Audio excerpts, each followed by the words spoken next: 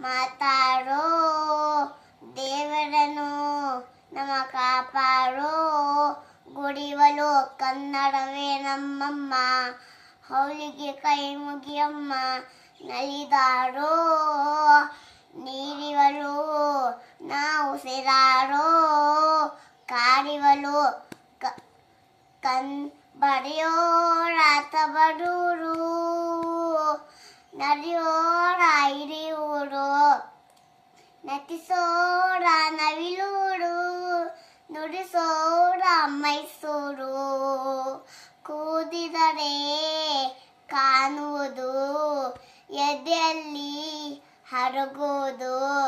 ಮಧುರ ಮಧುರ ಇದು ಅಮರ ಅಮರ ಇದು ಕನ್ನಡವೇ ನಮ್ಮಮ್ಮ